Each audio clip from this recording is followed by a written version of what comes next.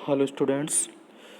ने देखा कि अब डिजास्टर मैनेजमेंट का जो सेकंड वीडियो लेक्चर मैं बनाने जा रहा हूँ, उसमें फर्स्ट वीडियो लेक्चर में मैंने नेचुरल हजार्ड्स के टाइप्स के बारे में बताया था, है ना। जो मैंने टाइप्स बताए थे, geological, metrological and hydrological hazards and biological, ये मैंने सारे डिस्क्राइब कर दिए थे। मतलब समथिंग समथिंग इनके नाम से ही पता चल रहा है कि ये कौन सा हजार्ड है ना।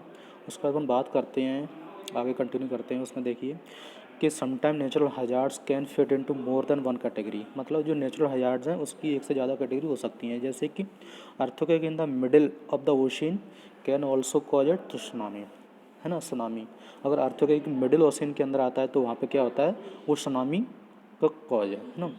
तो this would be A geological and hydrological disaster because the earthquake, तो क्या कहेंगे, this would be a geological and a hydrological disaster because earthquake क्या होता है, एक जियोलॉजिकल कॉज्ड होता है सुना, एंड सुनामी क्या होता है, हाइड्रोलॉजिकल होता है। जियोलॉजिकल इवेंट होता है और सुनामी हाइड्रोलॉजिकल इवेंट होता है। Another example is when volcanic eruption, तो वोल्केनिक इरप्शन क्या होता है, जियोलॉजिकल इवेंट होता है ना। उसके आगे करते हैं space and dust into the atmosphere to cause lower temperature as a metrological event. क्योंकि टेम्परेचर की बात आ गई तो मौसम की बात आएगी, तो ये metrological event. Natural hazards also fit into three category that describe the speed and extent of the hazards, है ना। तो जो नेचुरल हजार्ड्स है वो तीन कैटेगरी डिस्क्राइब किया गया है। किसके बेस पे, स्पीड और एक्सटेंट के बेस पे, है ना। जैसे कि फर्स्ट हो गया कैटास्ट्रॉफिक हजार्ड, है ना। कौन सा हो गया, कैटास्ट्रॉफिक हजार्ड। सेकंड हो गया rapid onset hazard and third हो गया स्लो ऑनसेट हजार्ड। अपन बात करते हैं कैटास्ट्रॉफिक हजार्ड्स की, तो उसमें क्या है कि catastrophic hazards are large scale that effect large number of people or have world wide effect, है ना। देखो इस लाइन से समझ में आ रहा है कि जो कैटास्ट्रॉफिक हजार्ड्स की जो कैटेगरी डिस्क्राइब मतलब डिफाइन की गई है, तो उसमें क्या है कि लार्ज नंबर पर इफेक्ट पड़े, मतलब लार्ज नंबर ऑफ पीपल पर इसका इफेक्ट पड़े, वर्ल्ड वाइड में पड़े, है ना। पेंडेमिक, लार्ज वॉल्केनिक इरप्शन, है ना। पेंडेमिक, जो भी पेंडेमिक हो, लार्ज वॉल्केनिक इरप्शन हो एंड वर्ल्ड वाइड ड्रॉट हो, are all example of catastrophic natural hazard. ठीक है, मतलब बड़े लेवल पर जो भी हो, बड़े लेवल पर हो तो उसको बोलो अपन कैटास्ट्रॉफिक हजार्ड। उसके बाद बात करते हैं अपन रैपिड ऑनसेट हजार्ड की, है ना। तो rapid onset hazard occur quickly and with little warning, है ना। इस लाइन से समझ में आ रहा है कि रैपिड, रैपिड मतलब तेज़ी से, मतलब quickly and with little warning, मतलब वार्निंग भी बहुत कम ना के बराबर, है ना। वॉल्केनिक इरप्शन, अर्थक्वेक, तो उसने बताया कि कौन कौन से रैपिड ऑनसेट हजार्ड में आते हैं। जैसे कि वॉल्केनिक इरप्शन हो गया, अर्थक्वेक हो गया, फ्लैश फ्लड हो गया एंड लैंडस्लाइड हो गए, are example of rapid onset hazard. ठीक है, उसके बाद बात करते हैं स्लो ऑनसेट हजार्ड्स की। तो slow onset hazard occur slowly and make take year to develop, है ना। May take year to develop, मतलब ये स्लो ऑनसेट हजार्ड क्या होते हैं, जो कि स्लोली होते हैं और इनका जो इफेक्ट है मतलब mid take year to develop, मतलब इनको डेवलप होने में कई साल लग जाते हैं ना। Epidemic, insect in infestation and drought are all slow onset hazard, है ना। उसके बाद बात करते हैं इफेक्ट ऑफ नेचुरल डिजास्टर। देखिए the effect of natural disaster are many and varied. Some are short-term effect that can be fixed with relative age, while other last for year. Natural disaster have three general types of effect: primary effect, secondary effect and tertiary effect, है ना। मतलब तीन इसके effect हैं। तो first effect की बात करते हैं प्राइमरी इफेक्ट की, कि प्राइमरी में क्या करता है इसका नेचुरल डिजास्टर, प्राइमरी इफेक्ट क्या है इसका। तो primary effect are the direct result of the natural disaster, मतलब जो डायरेक्टली इफेक्ट होता है, such as collapse building and water damage. मतलब जो डायरेक्टली उसका इफेक्ट हो रहा है वो अपना प्राइमरी इफेक्ट में आएगा, जैसे कि बिल्डिंग का कोलैप्स होना एंड वाटर का डैमेज होना, ये अपने प्राइमरी इफेक्ट में आएंगे। उसके बाद बात करते हैं अपन सेकेंडरी इफेक्ट की। तो secondary effect are the result of primary effect. तो सेकेंडरी इफेक्ट क्या होगा कि ये रिजल्ट किसका होगा, प्राइमरी इफेक्ट है। Example of secondary effect include power outage due to fallen tree और damage building and fire from broken gas line. वो ये सारी कि जैसे पेड़ों का टूटना, बिल्डिंग का डैमेज होना, आग लगना, गैस पाइपलाइन ब्रोकन होना, in these example the fallen tree और damage building would be the primary effect. मतलब पेड़ों का टूटना और बिल्डिंग का डैमेज होना ये क्या है, प्राइमरी इफेक्ट है। That cause the power outage and fire secondary effect है ना। टेरिटरी इफेक्ट क्या होगा, are the long term effect और नेचुरल डिजास्टर। मतलब जो लॉन्ग टर्म इफेक्ट होता है उसको बोलते हैं अपन टेरिटरी इफेक्ट। नेचुरल डिजास्टर का जो भी लॉन्ग टर्म इफेक्ट होगा उसको अपन बोलेंगे। These include change in the landscape और natural feature, loss of habitat and crop failure और reduction due to the cooler temperature और अदर इंटरफेस है ना। क्रॉप फेल्योर होना, reduction due to cooler temperature, मतलब जो कूलर टेम्परेचर था उसमें भी रिडक्शन होने लगा, एंड अदर इंटरफेस। तो ये सारे इंटरफेरेंस अदर ये किस में आएंगे, सब टेरिटरी इफेक्ट्स में आएंगे। अब उसके बाद बात करते हैं human response to natural hazards है ना।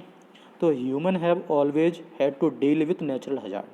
ह्यूमन क्या करता है, ऑलवेज डील करता है नेचुरल हजार्ड के, whether through preparing for them और responding when a disaster occur.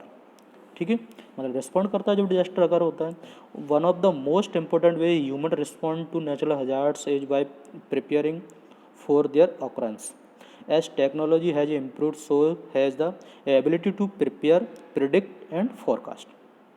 ठीक है, फ्यूचर नेचुरल डिजास्टर, प्रिपेयर करना, प्रिडिक्ट करना एंड फोरकास्ट करना, ये सारे ह्यूमन के रिस्पॉन्स हैं।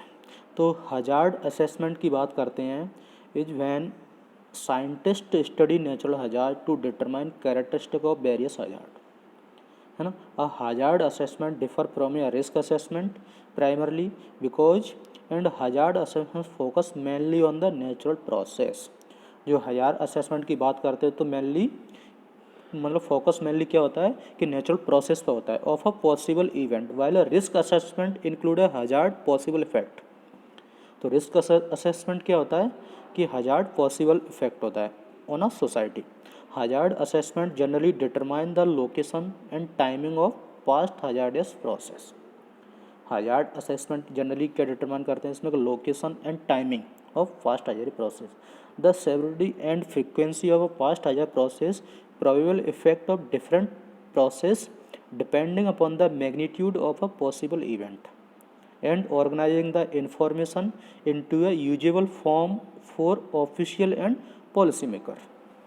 ठीक है, तो अपन ने देखा कि जो हजार्ड असेसमेंट की बात आती है तो उसमें जो हजार्ड असेसमेंट है ना कि मेनली फोकस किस पे होता है, नेचुरल प्रोसेस पे होता है ऑफ पॉसिबल इवेंट। पॉसिबल जो भी इवेंट होता है तो उसकी जो नेचुरल प्रोसेस होती है वो होता है। जबकि रिस्क असेसमेंट में क्या आता है कि possible effect on the society, मतलब सोसाइटी में पॉसिबल इफेक्ट क्या होंगे वो सारी चीज़ें। उसके बाद बात करते हैं risk assessment incorporate the information from a hazard assessment है ना, but also include possible socio economic effect.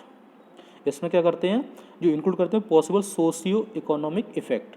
A risk assessment include location of building and infrastructure in hazardous area.